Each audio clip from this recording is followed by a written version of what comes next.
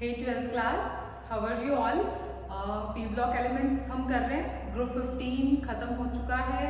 उसकी हमने physical properties, chemical properties and जितने भी स्ट्रक्चर्स थे एटसेट्रा सब फिनिश कर दिए हैं।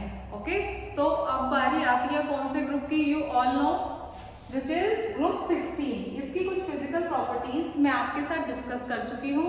जैसे साइज था, मैंने बताया था कि किस तरह से साइज टॉप टू बॉटम इसका इंक्रीज होगा, और आयनाइजेशन एनर्जी है, मतलब वो सारे फैक्टर जो हम पहले कर चुके हैं ग्रुप 14 में कर चुके हैं, 15 में कर चुके हैं, 11th क्लास में हमने किए थे 13, 14 ग्रुप में। तो बेसिकली वो जो ट्रेंड है वो उसी तरह चलेंगे, एक दो एक्सेप्शन बीच में आती रहेंगी, इज इट इट। तो अब हम स्टार्ट करते हैं। कुछ केमिकल प्रॉपर्टीज, फिजिकल प्रॉपर्टीज काफी सारी कर ली थी।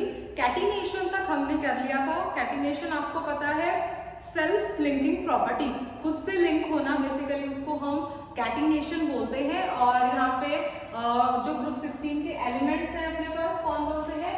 Oxygen, sulphur, selenium, tellurium and polonium, ये हमारे पास ग्रुप 16 के एलिमेंट हैं। यस, हाँ जी। तो अब हम देखेंगे, तो ग्रुप 16 के एलिमेंट्स हैं। उसके बाद देखो यहाँ पे दो तरह की ऑक्सीडेशन स्टेट आएंगी। किस तरह से? एक तो नेगेटिव और एक पॉजिटिव। पहले जो हम फैक्टर करने वाले हैं केमिकल प्रॉपर्टी का, वो करने वाले हैं नेगेटिव ऑक्सीडेशन स्टेट और पॉजिटिव ऑक्सीडेशन स्टेट। तो यहाँ पे नेगेटिव ऑक्सीडेशन स्टेट की अगर हम बात करें, एग्जाम्पल मैंने यहाँ पे लिख के रखा है, आप निकाल के देखो। अपनी नोटबुक साथ में आप लेके बैठना जरूर, और आप निकाल के देखो ऑक्सीडेशन स्टेट आपकी क्या निकलती है। वीडियो को पॉज करना और साथ में निकाल के देखना। Suppose I have H2O2, H2O2 की ऑक्सीडेशन स्टेट निकालो, कितनी आएगी? अगर हम X मान लेंगे तो कितनी आएगी? -1 आएगी। O2 में कितनी होती है? कुछ भी नहीं है, 0 रहेगी और O2 में। और उसके बाद पॉजिटिव ऑक्सीडेशन स्टेट O2F2 की आएगी +1, OF2 की आएगी +2। तो मतलब कहने की ये बात है कि आप ऑक्सीजन की ब्यूटी देखो, उसका वर्सेटाइल नेचर देखो। ऑक्सीडेशन स्टेट के केस में वो कितनी बढ़िया, मतलब यहाँ पे फ्लक्चुएशन दिखा रही है कि नेगेटिव दिखा रही है। नेगेटिव भी एक नहीं, काफी सारी है अपने पास, ठीक है। और उसके बाद पॉजिटिव ऑक्सीडेशन स्टेट तो दे आर सो मेनी, +1, +2। और आपको पता है कि जो ग्रुप 16 है हमारे पास, तो उसकी जो कि जनरल इलेक्ट्रॉनिक कॉन्फ़िगरेशन रहती है, जनरल ऑक्सीडेशन स्टेट रहती है, यहाँ पे कितनी रहती है? +6। तो +6 तो होनी ही है, हम लिख देंगे। लेकिन मैंने आपको एक चीज बताई थी कि नीचे आते आते, स्टूडेंट्स यहाँ तक देखो एक बार, नीचे आते आते ऊपर तो +6 ऑक्सीडेशन स्टेट स्टेबल है, और नीचे आते आते कि कौन सी वाली स्टेबल हो जाएगी? +4। तो नीचे स्टेबल हो जाएगी हमारे पास +4 due to inert pair effect. Inert pair effect होने की वजह से नीचे कौन सी ऑक्सीडेशन स्टेट स्टेबल होगी? +4। और ऊपर कौन सी स्टेबल थी? +6। +2 मैंने आपको बता दी, +1 मैंने आपको बता दी, +4 भी आपको कहीं ना कहीं मिल जाएगी, आप सर्च आउट करना है इस चीज को। तो यहाँ पे हमारा टॉपिक ऑक्सीडेशन स्टेट का बेसिकली खत्म होता है, नेगेटिव और पॉजिटिव, जो कि हम देख चुके हैं। उसके बाद आप ये नोट डाउन कर लो, मैं इसको रख करती हूँ। नोट्स मैंने आपको भेज दिए हैं।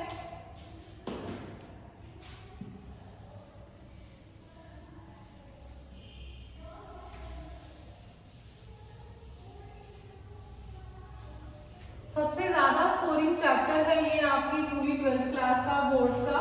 उसके बाद मैं कुछ टर्म्स लूंगी, कुछ क्वेश्चंस। हाँ जी, यहाँ पे अगर मैं हाइड्राइड की बात करूँ तो आप स्ट्रक्चर बनाना, H2O का स्ट्रक्चर हर बच्चे को आता है, आना चाहिए। जिसको नहीं आता है सीख लो। इलेक्ट्रॉन पेयर कितनी हो जाएगी? +6 वैलेंसी, +2 कितना हो गया?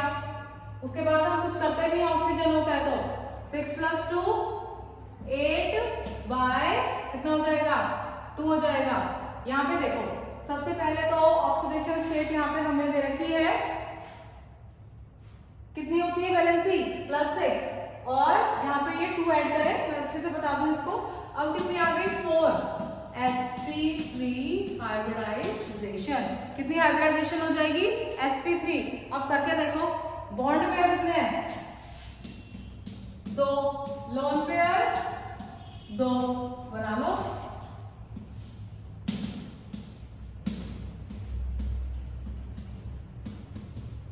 H2O H2S बना सकते हो,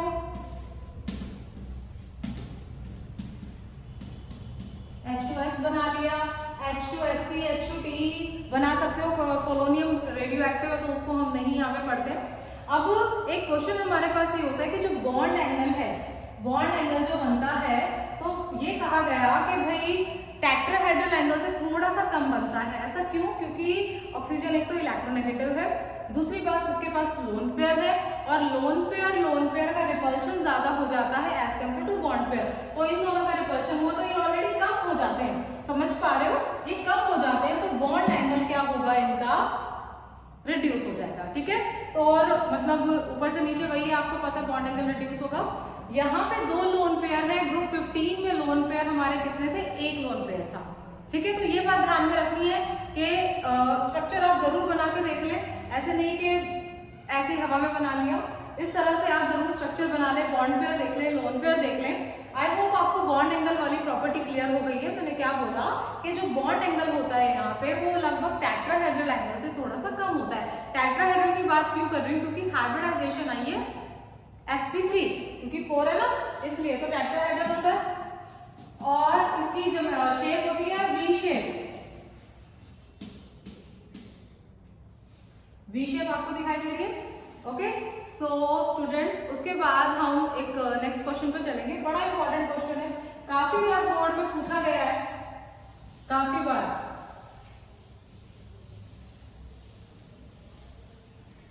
क्वेश्चन ये है, H2O तो लिक्विड है।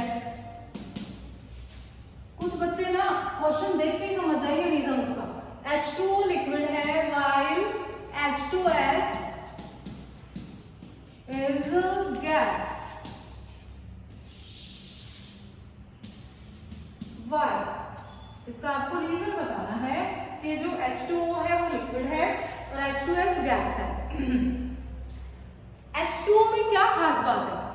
H2O में ऐसी क्या खास बात है कि जो उसको लिक्विड बना रही है और बाकी गैस बना रही है? H2O को ध्यान से देखना, काफी बच्चों के दिमाग में आ भी गया होगा, I am damn sure. Oxygen क्या है? इलेक्ट्रोनेगेटिव। इलेक्ट्रोनेगेटिव है, इलेक्ट्रोनेगेटिव के साथ FON phone, FON phone, phone के साथ अगर हाइड्रोजन लिंक है तो समझ जाओ कौन सी बॉन्डिंग वहां पे होती है? तो 12th क्लास वहां पे होती है हाइड्रोजन बॉन्डिंग। अब हाइड्रोजन बॉन्डिंग होती है बहुत ज्यादा स्ट्रॉन्ग बॉन्ड होता है, टूटता नहीं है जल्दी से। अब मुझे ये बताओ, लिक्विड में बॉन्ड स्ट्रॉन्ग होते हैं या गैस में बॉन्ड स्ट्रॉन्ग होते हैं? लिक्विड में, ऑफ कोर्स लिक्विड में बॉन्ड स्ट्रॉन्ग है, तो वो मतलब H2O में हाइड्रोजन बॉन्डिंग है, उसको पकड़ के रखेगा, टूटने नहीं देगा जल्दी से। ठीक है, लेकिन H2S में क्या है? No hydrogen bonding, weak forces of attraction. इस तरह से फ्लो चार्ट बना के पढ़ोगे, बहुत अच्छा रहेगा। राइट, उसके बाद वीक फोर्सेस ऑफ अट्रैक्शन है, वीक फोर्सेस ऑफ अट्रैक्शन होने की वजह से वो क्या कहलाएगी? गैस, और H2O हमारा क्या हो जाएगा? लिक्विड हो जाएगा। ठीक है, इंपॉर्टेंट क्वेश्चन था, 1 नंबर में आराम से आ सकता है। मैंने एक अच्छी चीज की है पी ब्लॉक में, पी ब्लॉक में मैंने नोट्स क्वेश्चन की फॉर्म में ही बना दिए, और क्वेश्चन लगभग वो डाले जो प्रीवियस ईयर में आए थे, एनसीईआरटी से आपके लिंक्ड है और आपके बोर्ड एग्जाम्स के पॉइंट ऑफ व्यू से काफी इंपॉर्टेंट है। सो स्टूडेंट, उसके बाद जो हम नेक्स्ट प्रॉपर्टी करने वाले हैं वो है बॉइलिंग पॉइंट। इस चैप्टर को लंबा इसीलिए खींचा है कि आप अच्छा स्कोर कर सको, नहीं तो मैं इसको भगा सकती थी बहुत जल्दी, अभी भी भगा सकती हूँ, बट मैं बहुत स्टेबल होकर पढ़ा रही हूँ ये चैप्टर। कोई बात नहीं, टाइम लग जाएगा बट आपको समझ आ जाएगा, बिकॉज 6 to 7 मार्क्स अटेन कर लेगा ये चैप्टर अकेला। और साथ में अगर इस साल का अपने को पेपर का पैटर्न भी नहीं पता, may be multiple choice question ज्यादा डाल दे वो, या 1 वर्ड क्वेश्चन ज्यादा डाल दें तो पी ब्लॉक बिल्कुल टॉप पे रहेगा उनमें। थ्योरेटिकल चैप्टर है, न्यूमेरिकल भी नहीं है एक भी। पहले तो आप न्यूमेरिकल से घबरा रहे थे, अब इसमें तो न्यूमेरिकल भी नहीं है, इसे तो कर लो, बहुत ज्यादा इंपॉर्टेंट है। बॉइलिंग पॉइंट की बात करो, हाइड्रेट बनाओ फटाफट। H2O, H2S, H2SC, H2TE, ठीक है। पोलोनियम को मत लिखना, बार बार लिखने लग जाओ H2PO, H2PO, कोई फायदा नहीं है। अब ये देखो, क्योंकि पोलोनियम रेडियो एक्टिव है, मुझे ये बता दो बॉइलिंग पॉइंट किसका ज्यादा होगा? थोड़ी चीनी, ज्यादा चीनी टाइम लेगी, टाइम साइज इसका बड़ा है, लेकिन एक्सेप्शन है। कहाँ है एक्सेप्शन? बताओ भाई, कहाँ है exception? Yes, where is the exception in this case?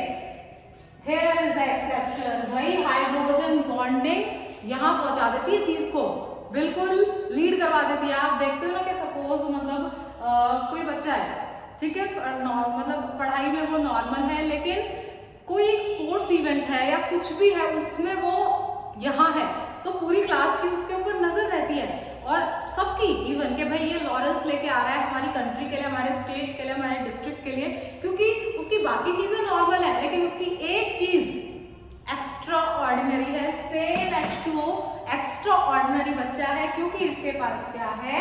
Hydrogen bonding, जिसको तोड़ने में बहुत दम लगता है।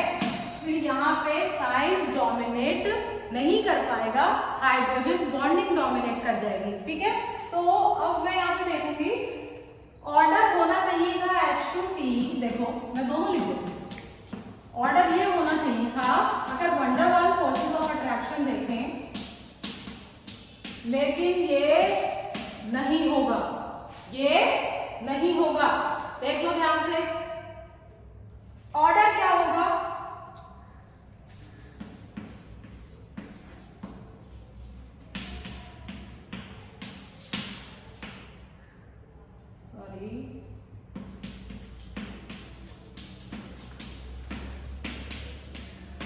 This is the correct order of boiling point। बहुत बार बोर्ड में क्वेश्चन आया हुआ है, नजर मार लो, मैं आपको टाइम देती हूँ 1 मिनट का, फटाफट।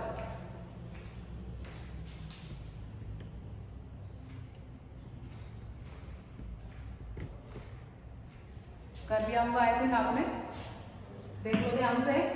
बॉइलिंग पॉइंट का ऑर्डर रख कर दो इसको। क्लास में तो आप रिस्पॉन्स करते थे, भाई यहाँ थोड़ी सी प्रॉब्लम है, कुछ बच्चे बोलते थे मैम रुक जाओ, थोड़ा धीरे मत पढ़ाओ, बट यहाँ पे तो मुझे कोई रिस्पॉन्स नहीं मिल रहा है। बट स्टिल आई होप आपको समझ आ रहा होगा। कुछ भी अगर प्रॉब्लम लगती है स्टूडेंट्स, आप पर्सनली पूछ सकते हैं, कमेंट कर सकते हैं, एंड व्हाट्सएप कर सकते हैं अपनी प्रॉब्लम्स, कोई प्रॉब्लम नहीं है। उसके बाद या ऐसे लिख कर की अगर मैं बात करूँ, let me rub this boiling point.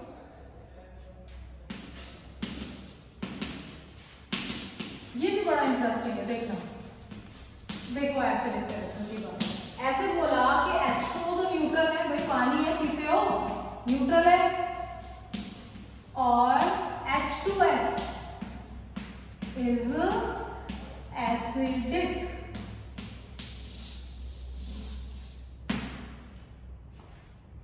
H2O neutral है, H2S एसिडिक है।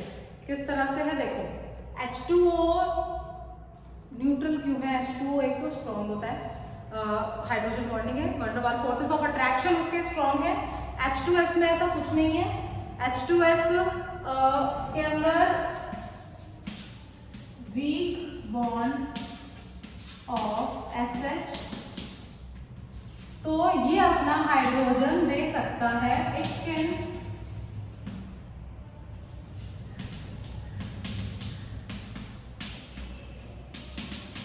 अपना हाइड्रोजन इजीली ये दे सकता है।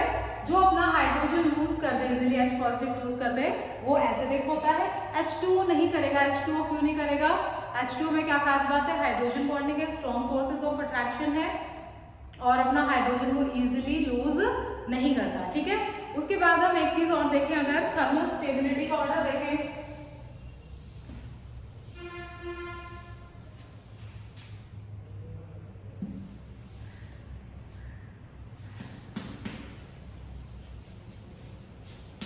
स्टेबल कौन सा होगा? छोटा स्टेबल होता है या बड़ा स्टेबल होता है? ऑफ कोर्स छोटा स्टेबल होता है। ये ऑर्डर हो जाएगा।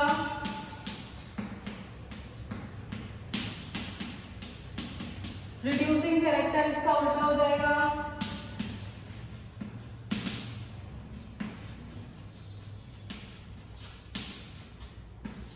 वाइस वर्सा हो जाएगा।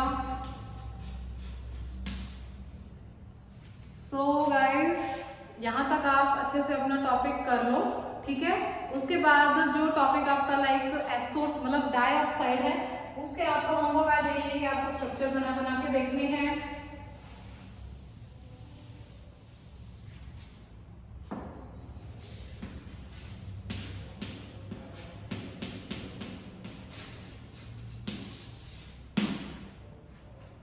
डाइऑक्साइड है, SO2 है, SO2 का स्ट्रक्चर बना लो। किस तरह से बनेगा? थोड़ा सा डिफिकल्ट होता है, बताओ कैसे बनेगा। ऑक्सीजन है, आपको माइनस भी करने होते हैं इसमें। 1/2 6 + 4 कितना हो गया? 10/2। लेकिन 10 है तो मतलब इसमें हम क्या करते हैं, 2 माइनस भी कर देते हैं। जैसे कितना आ गया आप देखो, यस 3 आ गया। ट्राइगोनल पैनल इसका structure, bond pair 2, lone pair 1। Structure आने चाहिए भाई, प्रैक्टिस से आएंगे, ऐसे नहीं आएंगे, प्रैक्टिस से आप आएंगे। देखो SO2 का मैंने स्ट्रक्चर बना दिया, तो आपको यहाँ पे डाइऑक्साइड्स के स्ट्रक्चर आने चाहिए, SO3 ट्राइऑक्साइड के भी। हाँ जी, उसके बाद एक मतलब हम जो बाकी के स्ट्रक्चर है नेक्स्ट क्लास में करेंगे, ठीक है। नेक्स्ट लेक्चर में करने वाले हैं, मैं आपको जल्दी लिंक भेज दूंगी इसका। सो स्टे ट्यून्ड, प्लीज पढ़ाई कर लो, जहां तक मैंने कराया है इसको कर लो। ग्रुप 17 अपना रह जाएगा, इस वीक हम ग्रुप 17 18 खत्म कर देंगे, बी ब्लॉक खत्म कर देंगे। All right students, 12th class, take care, bye bye.